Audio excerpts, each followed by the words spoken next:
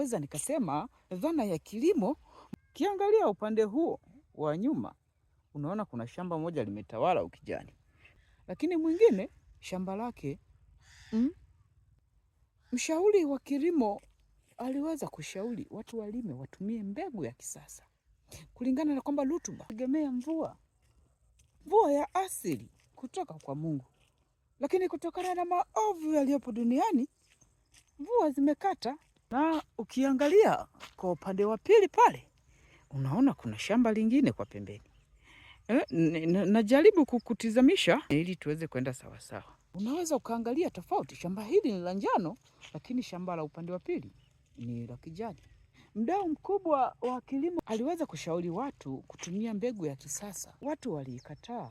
Kilimo maeneo haya kinategemea mvua. Nikitangaza kutoka Ujerumani.